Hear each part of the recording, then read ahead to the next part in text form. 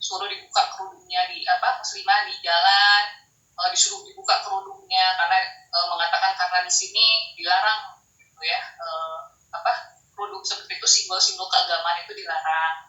Atau misalnya diludahi jalan, tiba-tiba diludahi dan diolok-olok, misalnya dia orang Asia dan kamu Asia terus diludahi gitu. Ataupun diberikan simbol-simbol tangan yang mengatakan brengsek ataupun apa dan lain sebagainya, atau diusir, disuruh pergi ke negaranya masing-masing.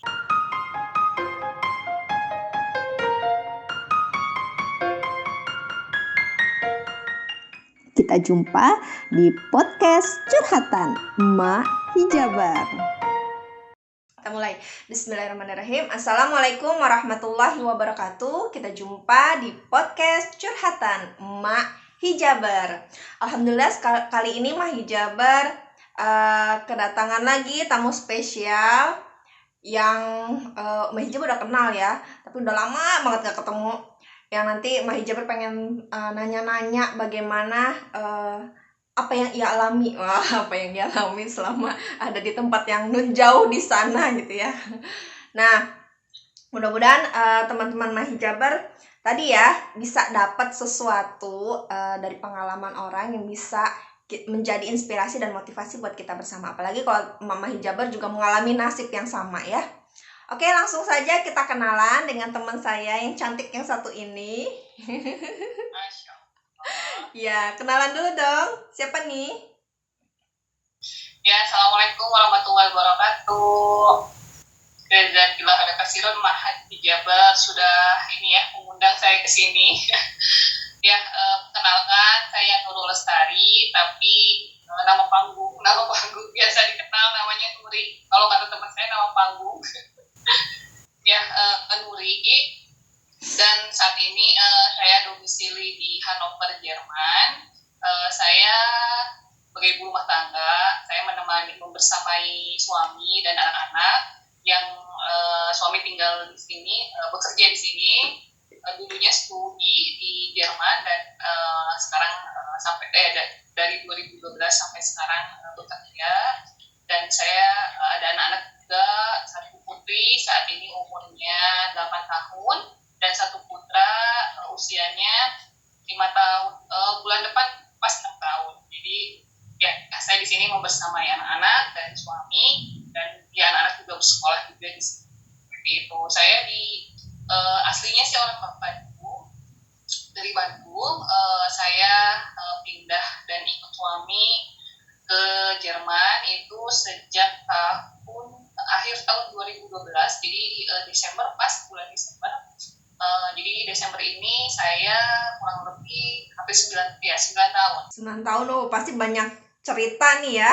Apa yang terjadi selama 9 tahun di sana gitu ya. Yang mungkin gak kebayang sama orang yang belum pernah ke sana kan. Kalau tempat tinggal Nuri, mau nama apa? Mau nama beken, nama apa nih? Nama beken aja boleh deh. Nuri ya.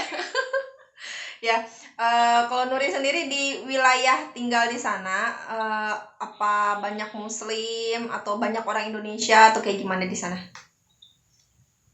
Ya, saya tuh tepatnya tinggal dari awal datang sampai sekarang masih di satu kota, yaitu Hannover di Jerman. Kota saya termasuk kota yang lumayan banyak muslimnya. Jadi kotanya kalau dibayangkan di Indonesia tuh kayak Malang ya, jadi kan terlalu gede banget, tapi termasuk kota besar. Dan di sini sudah termasuk kota yang banyak muslimnya, yaitu banyak dari muslim Turki dan muslim-muslim dari Timur Tengah, yang itu kalau yang dari Timur Tengah seperti Suriah, Afghanistan, Palestina, Arab Saudi pun ada, yang itu mereka rata-rata suaka atau mencari perlindungan di Jerman, mungkin dari daerah-daerah konflik ya, seperti itu. Nah, apalagi semakin kesini muslimnya semakin banyak. Jadi awal-awal saya datang sudah lumayan banyak muslimnya. Saya pun suka menemukan muslimah-muslimah yang berhijab gitu ya. Hanya saja masih sangat jarang gitu. Dan pandangan orang sama yang berhijab itu masih sinis gitu ya. Awal-awal saya datang ke sini, hal-hal yang berbau rasis itu masih ada, tapi semakin kesini mungkin 3 tahun terakhir kali ya, 3 tahun terakhir, 4 tahun terakhir itu suasana sudah berbeda, muslimnya sudah semakin banyak. Ketika saya ke kendaraan umum ataupun ke pusat-pusat kota itu saya sangat sering ataupun banyak gitu ya muslimah-muslimah yang berhijab. Kalau dulu tuh yang berhijab itu saya melihatnya anak seperti ibu ataupun nenek-nenek yang sudah sepuh gitu. Sekarang tuh anak-anak kecil sampai anak-anak muda dengan pakaian hijab-hijabnya yang stylish itu sudah ada, gitu. Mana-mana ada, dan masyarakat di sini pun sudah semakin terbiasa melihat muslimah-muslimah yang berhijab. Bahkan kayak tempat-tempat khusus seperti kursus bela diri, kursus khusus bela diri ataupun olahraga yang lain tuh ada yang khusus muslimahnya gitu. Nah, lalu juga seperti ketika berenang khusus perempuan, yang dimana perempuannya boleh pakai baju berenang tuh namanya baju berenang muslimah, kalau di sini namanya burkini ya. Itu kalau dulu masih sangat aneh, sekarang sudah biasa gitu, seperti itu. Bahkan kalau di beberapa kota yang muslimnya lebih banyak, itu ada tempatnya khusus muslimah ataupun tempat berenang khusus muslimah itu ada, seperti itu. Ya, jadi dan Hanover itu termasuk kota yang muslimnya cukup banyak. Jadi alhamdulillah ya. Kayaknya memang benar ya. Saya pernah baca berita tuh dari tahun ke tahun, pokoknya kesini ya, makin lama itu makin banyak muslim di Eropa, termasuk di Jerman ya. Ya, Jerman dan Perancis itu negara yang banyak menerima suaka dari Timur Tengah. Jadi muslimnya banyak dari pendatang yang migrasi, baik itu mencari perlindungan atau memang bekerja atau yang bersekolah. Kalau misalnya ini ya, sedikit ya, saya jadi keingetan. Kalau di Jepang itu kan banyak nerima dari luar gitu ya, pendatang-pendatang itu, karena memang penduduk generasi mudanya itu menurun kan. Jadi dia banyak menerima pendatang-pendatang gitu ya dari luar. Apa kalau di Eropa atau di Jerman juga seperti itu gitu, jadi nerima banyak biar banyak itu penduduknya? Ya, itu salah satu tujuannya pun seperti itu.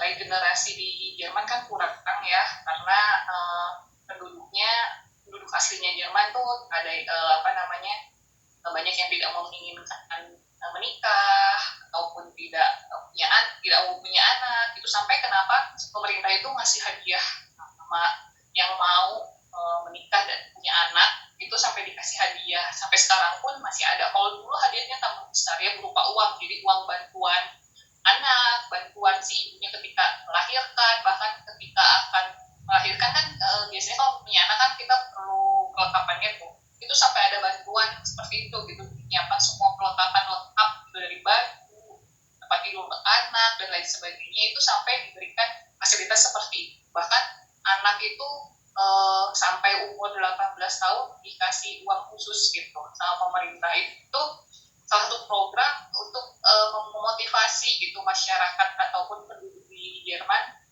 supaya mau punya anak, jadi nanti disejahterakan gitu, jadi nggak usah pusing dengan perekonomiannya gitu, sampai seperti itu. Tapi ternyata itu pun tidak akhirnya membuat masyarakat asli di sini, penduduk asli di sini menginginkan gitu. Anak-anak kan masih menganggap ya anak itu masalah, anak itu nanti gimana kalau saya tidak bisa merawatnya gitu, terus nanti saya saja merawat diri sendiri ataupun merawat diri sendiri aja susah juga, gimana nanti kalau ada anak pasti akan menyusahkan, nanti karir saya terganggu, nanti saya tidak bisa mengejar pendidikan dan lain sebagainya lah ya, berbagai alasan-alasan itu ada.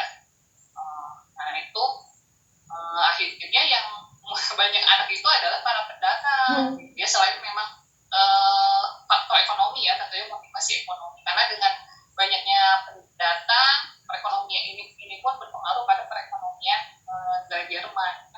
Sampai ada yang mengatakan Jerman tanpa orang asing tuh nggak ada sebagainya. Sampai ada yang mengatakan seperti itu. Ya walau cuman memang pada faktanya seperti itu. Jadi kayak perdagangan itu justru yang dagang itu adalah orang-orang Turki gitu di sini yang bisnis dagang dan akhirnya berhasil di sini, dan ini pun memberikan kemajuan perekonomian kepada Jerman dan lain sebagainya. Seperti itu. Kayaknya hampir tiap negara maju problemnya itu deh. Jadi nggak aneh gitu ya, nggak asing. Saya sering banget dengar berita kayak gitu. Bukan hanya Jerman ya, negara-negara lainnya juga sama. Nah itu cuma sekilas info, kena penasaran ya. Nah balik lagi, kalau di sana kan berarti banyak makanan halal ya, karena kan lingkungannya daerahnya Muslim. Nah tapi untuk yang kayak aturan kan, kalau di sini ada tuh kalau makanan halal itu harus cap MUI. Nah kalau di sana tuh kayak gimana? Iya, karena di sini kan negerinya minoritas Muslim, justru yang memang dibutuhkan adalah cap halal gitu. Kalau di Indonesia harusnya kan karena negeri Muslim ya harusnya cap haram ya, harusnya, gitu. Bukan cap halal gitu. Nah di sini yang dibutuhkan memang halal, dan di sini ada organisasi Islam yang mengeluarkan label halal ya, seperti MUI itu ada. Jadi komunitas dan organisasi-organisasi Islam juga di sini ya, semakin berkembangnya Muslim di sini, organisasi dan komunitas pun semakin banyak di sini. Nah, jadi ada yang komunitas yang memang memberikan sertifikasi halal itu ada. Alhamdulillah ada, dan ya cuma gitu, beda-beda dari segi tepat atau enggaknya. Ada yang mungkin beda mazhab, karena berbeda mazhab ya, ataupun memang ada yang juga bukan karena mazhab tapi lebih ke arah praktis. Jadi memberi label halal yang tepat kan jelas memotongnya dengan secara syar'i, dan itu pun benar-benar sesuai syariat, dan itu pun konsisten sampai akhir. Ada yang akhirnya yang penting pakai bismillah deh gitu, motongnya kayak gimana nggak tahu gitu. Ada yang ingin praktiknya pakai mesin yang itu ya tidak sesuai dengan seharusnya gitu, agar karena produksinya harus tepat gitu dan lain sebagainya. Itu masih ada yang, tapi situ masih dikeluarkan label halal. Maka itu terserah, ketika memang sebenarnya kan kalau Islam gampang-gampang aja ya, ketika sudah mengatakan dari pihak yang mau produksi dagingnya itu ini halal, terus ada bukti sertifikatnya, ya udah itu sudah kita boleh mengkonsumsinya. Hanya saja kalau mau lebih teliti itu ya luar biasa gitu. Sampai kalau mau tanya aja, ini bagaimana cara penyembelihannya. Walaupun dia ini ada sertifikat halalnya loh ya, tapi kalau mau nanya aja nggak apa-apa. Kalau mau lebih teliti ya, ini penyembelihannya seperti apa, nah nanti kita akan tahu, dan mereka nggak akan marah ataupun nggak akan menyulitkan kita ketika kita bertanya seperti itu. Atau bahkan mungkin ada yang mengeluarkan label halal hanya karena misalnya itu sembelihan orang ahli kitab gitu. Ahli kitab kan sebenarnya boleh-boleh saja, cuman kalau saya pribadi dan mayoritas Muslim di sini ragu-ragu ya, karena sini sudah banyak bukan lagi ahli kitab, jadi mereka mengakunya Kristen, Protestan ataupun Katolik ataupun dari agama yang lain, hanya saja mereka tidak melaksanakan hukum-hukum agama mereka, jadi ya udah kayak ateis gitu.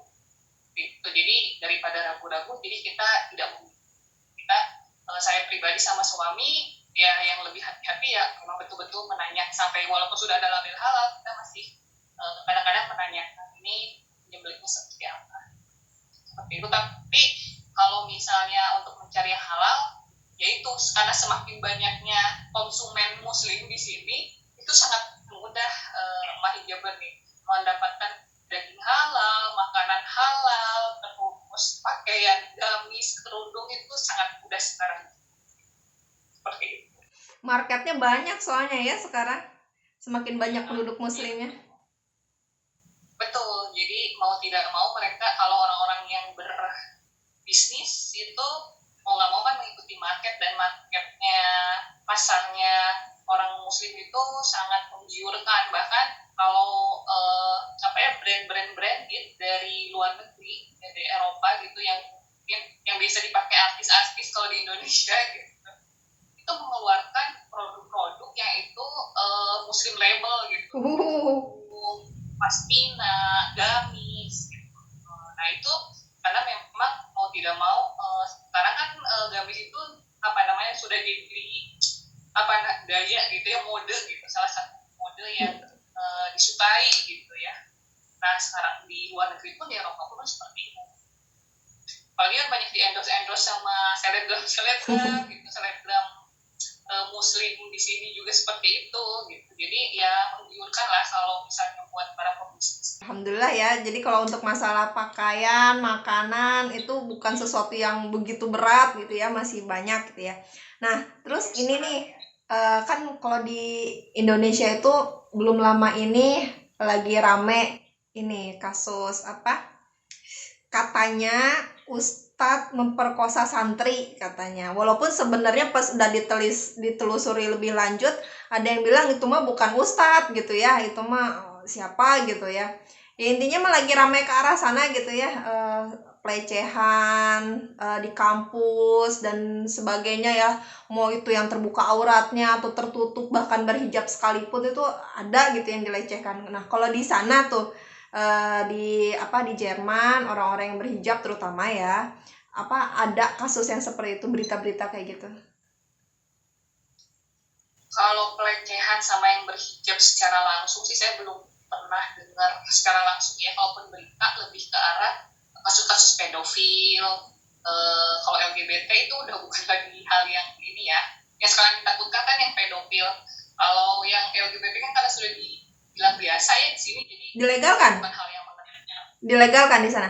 Di sini ya sudah dilegalkan, sudah diperbolehkan. Nah jadi jadi kalau misalnya kasus sama sampai pelecehan seksual ke yang misalnya khususnya berhijab saya belum pernah dengar. Tapi kalau lebih ke arah rasis ya, jadi pelecehannya lebih ke arah rasis. Misalnya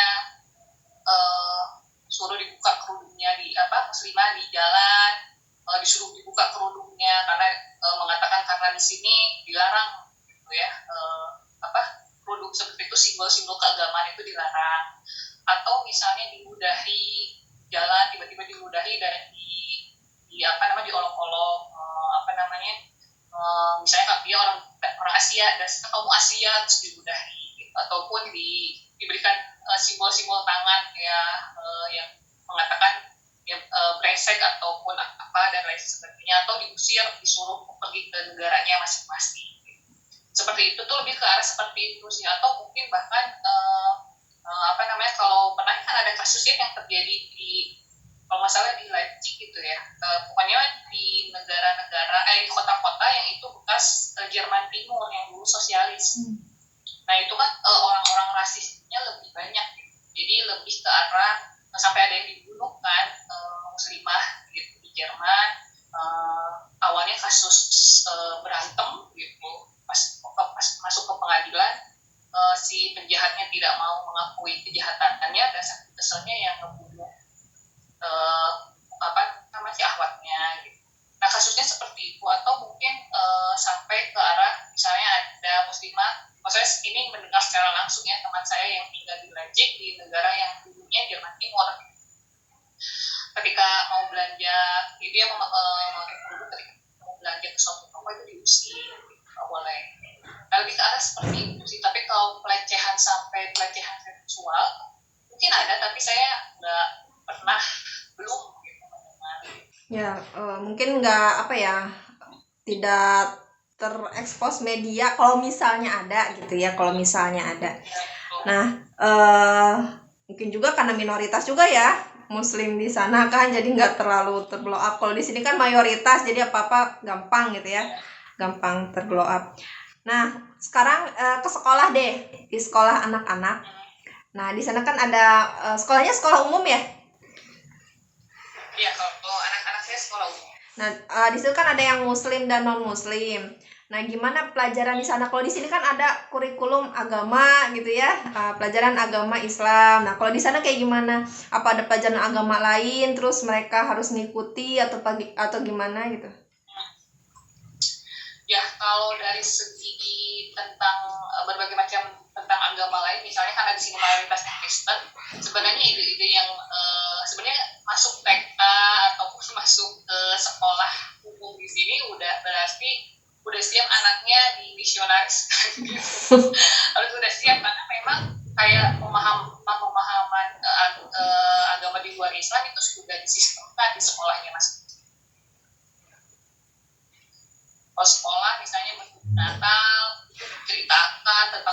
Natalnya, siapa itu Sinterklas, kenapa itu ada Natal dan lain sebagainya, terus juga dibacakan dan bahkan menyuruh orang tuanya untuk membacakan atau dikasih buku, dikasih pendidikan dan lain sebagainya. Atau ketika ada disuruh nyanyi gitu, jadi sudah tersistemkan baik itu dari negara ataupun sekolah. Nah hanya saja ketika anaknya misalnya menolak, misalnya orang tua saya tidak mengizinkan saya untuk ikut bernyanyi ataupun mendengarkan cerita itu misalnya, nah itu tergantung masing-masing sekolahnya. Ada sekolahnya yang akhirnya menganggap wah itu orang tua dan anaknya rasis gitu ataupun terlalu berlebihan ataupun radikal, itu ada mungkin yang seperti itu. Tapi ada juga sekolah yang ya udah terserah masing-masing aja gitu. Yang penting maksudnya tidak mengganggu ketika misalnya harus nyanyi-nyanyi, kamu tidak mau ikut nyanyi ya udah nggak usah, tapi tidak mengganggu yang lain. Bukan dipaksakan tapi memang disistemkan, jadi nggak usah dipaksa, itu sudah dimasukkan secara halus gitu, seperti itu.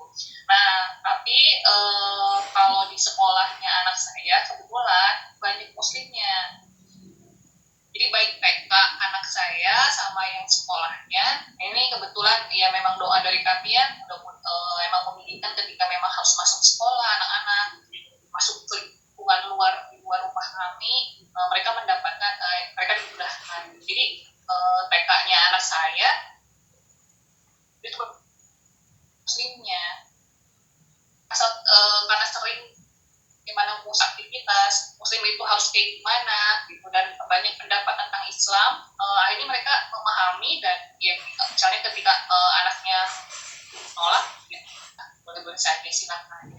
Nah apalagi di sekolah sekarang SD, anak saya yang udah masuk SD yang paling besar itu karena banyak muslimnya, itu sampai diadakan pelajaran agama Islam. Nah pilihan, jadi tidak semua muslim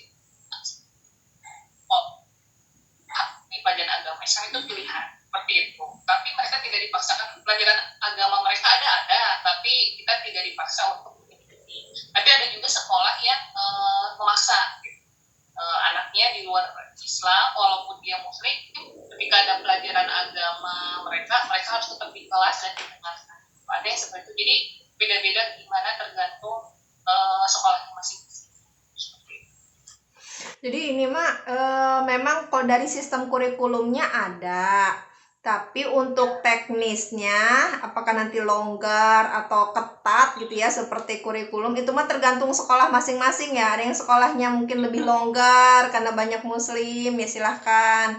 Ada juga yang mau tetap kekeh gitu ya sesuai dengan sistem kurikulumnya, mungkin kayak gitu ya. Iya betul. Ya itu sekolah di sana. Berarti kalau teman-temannya mah mengikuti dengan sistem yang di sekolah ya?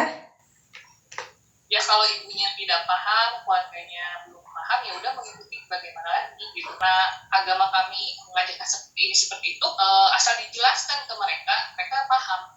Kayak misalnya pertama dari awal masuk anak saya baik itu TK ataupun SD, yang pertama kali adalah yang kita sampaikan anak saya harus makan makanan yang halal, kalau enggak makan yang vegetaris. Jadi anak saya tidak makan makanan atau daging yang tidak halal. Jadi anak saya nggak apa-apa vegetaris juga kalau misalnya tidak ada pilihan daging halal.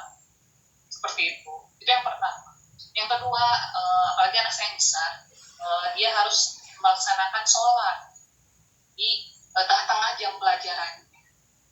Nah ini saya jelaskannya ke anaknya karena dia sudah sadar, akhirnya dia sendiri yang izin ke gurunya dan kepala sekolah bahwasannya saya di jam segini harus sholat zuhur karena sudah masuk sholat zuhur, sedangkan saya masih ada di sekolah gitu. Jadi saya minta waktu hanya 5 menit saja. Dan menurut saya kalau di sini kan sholat itu berdoa ya. Jadi sholat sama berdoa itu sama gitu, saya ingin sholat katanya gitu. Nah akhirnya alhamdulillah diizinkan gitu, seperti itu. Terus juga dia mungkin tidak akan kalau itu saya sampaikan ke anaknya. Selain kita ingin ingin menunjukkan bahwasannya keinginan itu pelaksanaan acara itu atas kesadaran dia, dan pihak sekolah pun melihat bahwasannya ini keinginan si anaknya bukan dipaksa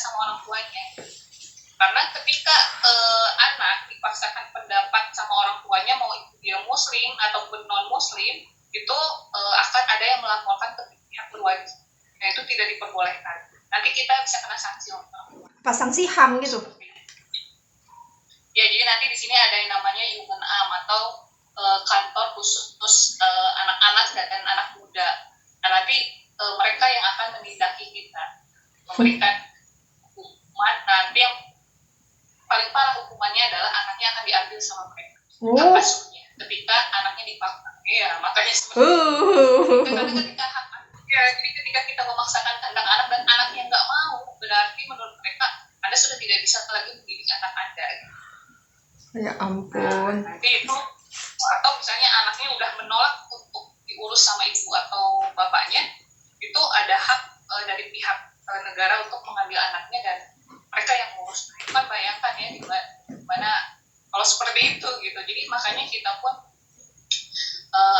kita akan tetap tegas dengan aturan-aturan sekolah tuh, maksudnya kita bagaimana caranya tidak mengambil keseluruhan, tapi itu dikomunikasikan kepada anak kita gitu, supaya anak kita tuh menyampaikan bahwasannya ketika saya tidak mau ini dan itu di sekolah itu atas dasar keinginan sendiri dan kesadaran. Nah, seperti itu. Ini mah pendidikan keluarga jadi penting banget ya. Jadi sebelum anak itu keluar terus bener-bener ini gitu ya, tertancap gitu. Jadi anak harus mandiri gitu, anak tuh jadinya ke sana. Ya, jadi di sini tuh pendidikan sini tuh taruhannya jadi memang harus betul-betul gitu ya tidak bisa maksudnya memberikan pendidikan itu ke lingkungan tuh nggak bisa. Kalau di Indonesia kan kita mendidik ya, tapi di luar tuh udah banyak yang mencontohkan, mengarahkan gitu, masih lumayan lah ya gitu. Nah kalau di sini kan enggak, makanya kalau ibu-ibu di Eropa itu kan fokus banget sama parentingnya, kalau yang muslimahnya gitu sama parenting, karena mereka yaitu gitu ketakutan dengan segala hal yang terjadi sama anak mereka di sini dan gimana caranya supaya bisa mengarahkan anak. Iya, benteng terkuatnya keluarga. Soalnya masyarakatnya sangat tidak kondusif ya, memang bukan muslim ya. Masyarakat negara udah jelas-jelas itu mah nggak kondusif. Mereka kan masih yang ada memfasilitasi kemaksiatan kan. Nah berarti kita keluarganya benteng terakhir ini. Nah, berarti kalau di sekolah seperti itu mungkin waktu bekerja juga nggak jauh beda kali ya, masih diperbolehkan untuk sholat atau ibadah-ibadah lainnya.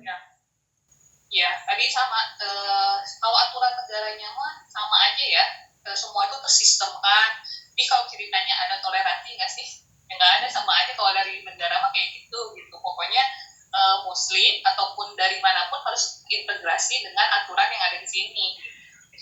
Nah hanya saja nanti tekniknya tergantung dari sekolah, tempat kerja masing-masing, ya tergantung individu di tempat kerja dan sekolahnya. Jadi nah ada tempat kerja pun sama kayak suami gitu. Kita awal mendaftar itu ketika diterima syarat pertama nanya, saya boleh nanti itu saya akan ada waktu di mana saya harus sholat. Dijelaskan tuh sholat itu apa, karena belum semuanya paham sholat itu apa.